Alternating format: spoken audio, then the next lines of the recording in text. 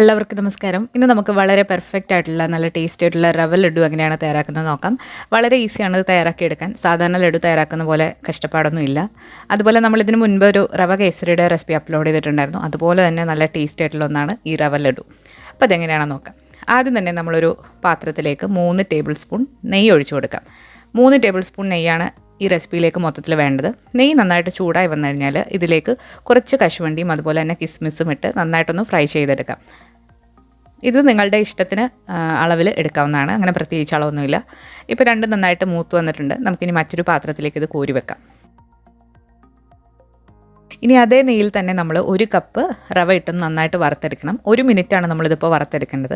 ഇത് ചെറുതായിട്ടൊന്ന് വറുത്ത റവയാണ് എങ്കിൽ കൂടി ഇത് 1 മിനിറ്റ് നന്നായിട്ടൊന്ന് വറുത്തെടുക്കണം. വളരെ ചെറിയ തരികളുള്ള റവയാണ് ഈ ലഡുവിന് ഏറ്റവും നല്ലത്. ഇനി വലിയ തരിയാണെന്നുണ്ടെങ്കിൽ കുഴപ്പമൊന്നുമില്ല. 1 മിനിറ്റ് ഇതിപ്പോൾ നമ്മൾ വറുത്ത് എടുത്തിട്ടുണ്ട്. ഇനി ഇതിലേക്ക് നമ്മളൊരു 1/2 കപ്പ് ഫ്രഷ് ആയിട്ടുള്ള തേങ്ങയോ അല്ലാന്നുണ്ടെങ്കിൽ ഡെസിക്കേറ്റഡ് കോക്കനട്ടോ ഏതാണെങ്കിലും കുഴപ്പമില്ല. നമ്മളിവിടെ 1/2 കപ്പാണ് ഇതിലേക്ക് ചേർത്ത് കൊടുക്കുന്നത്. ഫ്രഷ് ആയിട്ടുള്ള തേങ്ങ ആയതുകൊണ്ട് തന്നെ ഇത് നന്നായിട്ട് ഒന്ന് വറുത്തെടുക്കണം. അതിലെ ജലാംശമൊക്കെ നന്നായിട്ട് പോകാൻ വേണ്ടിയിട്ടാണ്. ഡെസിക്കേറ്റഡ് കോക്കനട്ട് ആണെങ്കിൽ ഒരുപാട് നേരം വറക്കേണ്ട ആവശ്യമില്ല, പെട്ടെന്ന് തന്നെ അത് റെഡിയായി കിട്ടും. അപ്പോൾ നമ്മളിവിടെ ഒരു 4-5 മിനിറ്റ് ഈ തേങ്ങയും റവയും കൂടെ നന്നായിട്ട് മീഡിയം ഫ്ലെയിമിലിട്ട് ഇപ്പോൾ വറുത്തെടുത്തിട്ടുണ്ട്. നല്ല മണമാണ് ഇത് വറുത്തെടുക്കുമ്പോൾ. ഒരുപാടങ്ങ് ബ്രൗൺ ഒന്നും ആകരുത്, എന്നാൽ നന്നായിട്ട് ഫ്രൈ ആയി കിട്ടുകയും വേണം. ഇനി നമുക്കിത് മറ്റൊരു പാത്രത്തിലേക്ക് മാറ്റാം. കുറച്ച് വിസ്താരമുള്ളൊരു പാത്രത്തിലേക്ക് നമ്മളിപ്പോൾ ഇത് മാറ്റുകയാണ് ചൂടോടെ തന്നെ. ഇനിയാണ് നമ്മൾ ബാക്കിയുള്ള ഇൻഗ്രീഡിയൻസ് ഒക്കെ ഇതിൽ മിക്സ് ചെയ്യാനായിട്ട് പോകുന്നത്. ഒരിക്കലും തീ ഓണാക്കി വെച്ചിട്ട് നമ്മൾ മറ്റുള്ള ഇൻഗ്രീഡിയൻസ് ഇതിലേക്ക് മിക്സ് ചെയ്യരുത്. നമ്മളിനി ഇതിലേക്ക് ചേർക്കാൻ പോകുന്നത് 1 കപ്പ് പൊടിച്ച പഞ്ചസാരയാണ്. 1 കപ്പ് പൊടിച്ച പഞ്ചസാര എന്ന് പറയുന്നത് 1/2 കപ്പ് പൊടിക്കാത്ത പഞ്ചസാര എടുത്ത് മിക്സിയുടെ ചെറിയ ജാറിലിട്ട് നന്നായിട്ട് പൊടിച്ചാണ്. ഇതിലേക്ക് 1 ടീസ്പൂൺ ഏലക്കപ്പൊടിയാണ്. ഏലക്ക മിക്സിയിലിട്ടൊന്ന് ക്രഷ് ചെയ്തെടുക്കാം. പൊടിയായിട്ട് വാങ്ങിക്കാൻ കിട്ടുമെന്നുണ്ടെങ്കിൽ അതെടുക്കാം. ഇതെല്ലാം കൂടി നന്നായിട്ടൊന്ന് മിക്സ് ചെയ്തെടുക്കാം. പൊടിച്ച പഞ്ചസാര തന്നെ നിങ്ങൾ ഈ ലഡു ഉണ്ടാക്കുമ്പോൾ എടുക്കാനായിട്ട് ശ്രദ്ധിക്കുക. അല്ലാന്നുണ്ടെങ്കിൽ നമ്മളിത് ഉരുട്ടി കഴിക്കുമ്പോൾ പഞ്ചസാര ഇങ്ങനെ കടിക്കും. അതൊരു ഡിസ്റ്റർബൻസ് ആണ്. ഇനി നമ്മളിതിലേക്ക് നേരത്തെ ഫ്രൈ ചെയ്ത് വെച്ചിരിക്കുന്ന കശുവണ്ടിയും അതുപോലെ തന്നെ കിസ്മിസും കൂടിയിട്ട് നന്നായിട്ടൊന്ന് മിക്സാക്കി എടുക്കാം. ഇനിയാണ് നമ്മളിത് ഉരുട്ടിയെടുക്കാനായിട്ട് പോകുന്നത്. പക്ഷേ ഇപ്പോൾ ഉരുട്ടാനായിട്ട് പറ്റില്ല, കാരണം ഇത് കുറച്ച് ഡ്രൈ ആയിട്ടാണ് ഇരിക്കുന്നത്. ഇത് ഉരുട്ടണമെങ്കിൽ നമ്മളിതിലേക്ക് ഇനി കുറച്ച് പാലൊഴിച്ചിട്ടാണ് ഉരുട്ടുന്നത്. അപ്പോൾ നമ്മളിതിലേക്ക് വേണ്ടിയിട്ട് 1/4 കപ്പ് പാലെടുത്തിട്ടുണ്ട്. ഇതിലേക്ക് 2 നുള്ള് ഫുഡ് കളർ ഓപ്ഷണലാണ്. ഇതൊരു കാണുമ്പോൾ ഒരു ഭംഗിക്ക് വേണ്ടിയിട്ടാണ് ഫുഡ് കളർ. ഇത് ചേർത്ത് കൊടുത്തില്ലെങ്കിലും കുഴപ്പമൊന്നുമില്ല.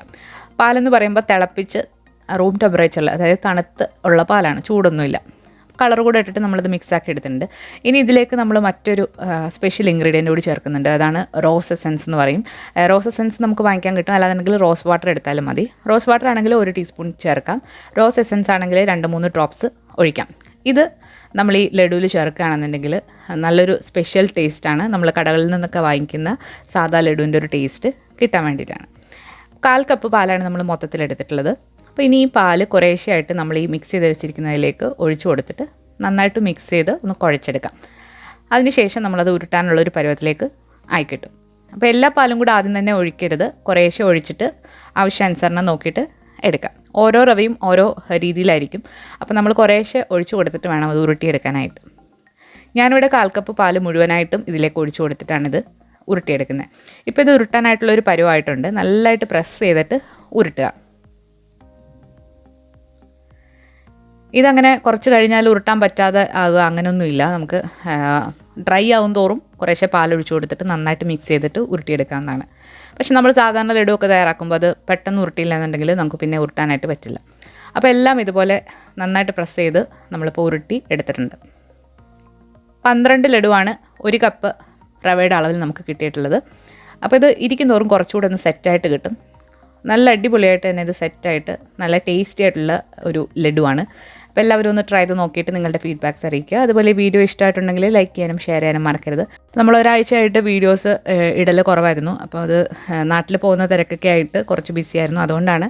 ഇനി നമ്മൾ സ്ഥിരമായിട്ട് വീഡിയോ അപ്ലോഡ് ചെയ്യുന്നതാണ്. അപ്പോൾ എല്ലാവരും വീഡിയോസ് കാണുക, ലൈക്ക് ചെയ്യുക. അതുപോലെ നിങ്ങളുടെ ഫ്രണ്ട്സിനും കൂടി ഒന്ന് ഷെയർ ചെയ്യാനും മറക്കരുത്.